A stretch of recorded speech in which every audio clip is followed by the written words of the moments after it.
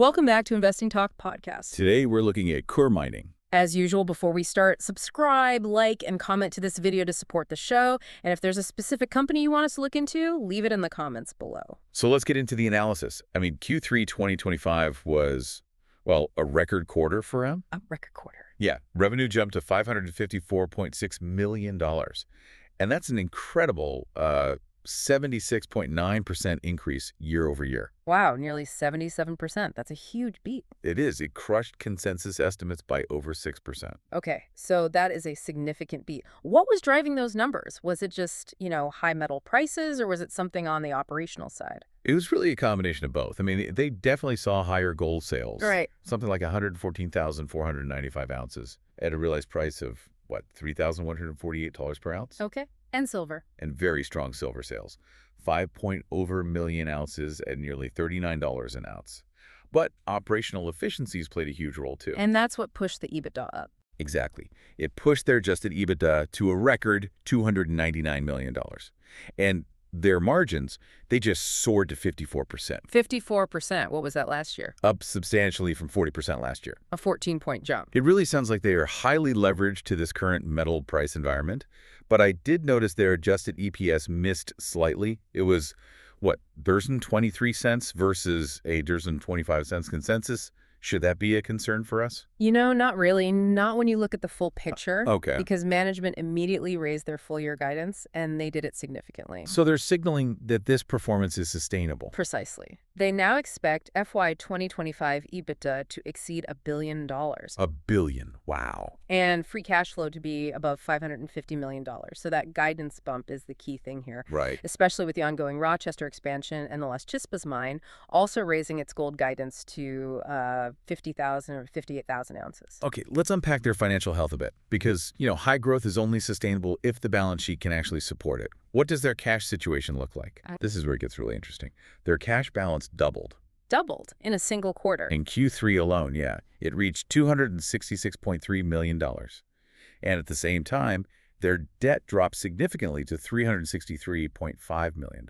So cash up, debt down. What's the result for their leverage? The result is a net leverage ratio of just 0.1x EBITDA. 0.1. That is a massive improvement from, 1.8x a year ago. Exactly. A huge, huge improvement. Low leverage and high cash flow. That's the ideal scenario for any mining operation. So what about that free cash flow? Well, Q3 FCF surged to $169 million.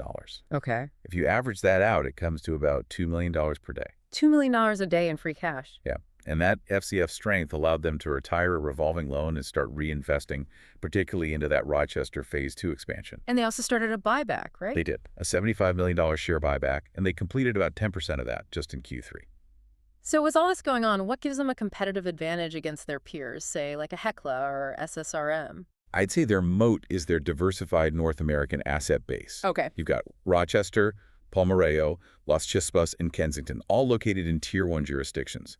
Safe places to operate. So less geopolitical risk. Way less. And these are low-cost, expandable operations. Plus, they are so focused on growth, they drilled a record 68,000 meters at Palmarejo in 2025 alone. Which suggests continued exploration success. Absolutely. The scale is just impressive. Year to date, they've produced over 306,000 ounces of gold and 13.2 million ounces of silver.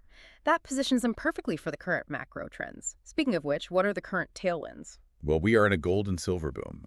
Gold is trading above $4,300 per ounce. Which is a massive tailwind. It is, and it's supported by industrial demand. Plus, you have expectations of future rate cuts, which tends to favor miners. This whole sector rotation into metals amid all the global volatility is a major, major catalyst for core mining. Let's shift to the technical picture then.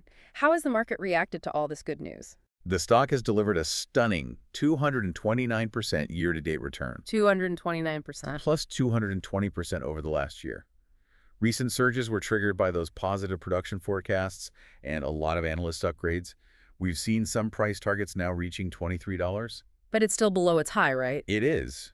Despite this massive rally, the stock is still trading about 20% below its 52-week high of $23.61. So that suggests there could be potential for a breakout. There could be. And we're also seeing signs of accumulation, aren't we? Absolutely. Institutional ownership is high, currently sitting at 63%.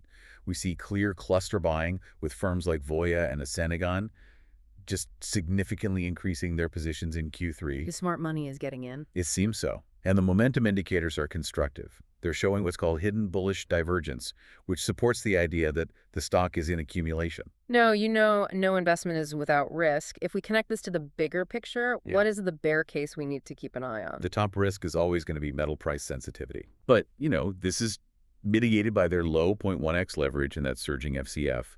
The other main risk is internal volatility. We've seen 4.9% drops recently, often triggered by insider selling or that slight Q3 EPS miss, So short-term noise.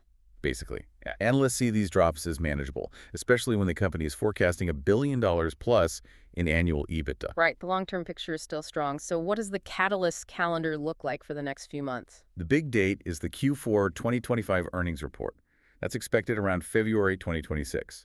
Consensus EPS is 0.27 cents, and given the raised guidance, expectation for a beat is pretty high. And until then. Until then, we're looking at Q4 deliverables. So updates on Rochester crush rates, the Silvertip assessment, and more exploration results. Okay. Plus, there is that persistent, though unconfirmed chatter about an all-stock acquisition of New Gold. Which would be a game changer. It would further lift their market cap and EBITDA for sure. So when you look at the fundamental strength, record revenue, margin expansion, a fortress balance sheet, and immense FCF combined with massive macro tailwinds and institutional accumulation, Coeur Mining is clearly positioning itself for multi-year growth fueled by its expanded assets. That raises an important question for you, the listener. How much of this growth is already priced into that explosive plus 229% year-to-date return? And what does this shift in the debt profile mean for their long-term growth financing? Don't forget to subscribe to Investing Talk Podcast for more detailed analysis like this.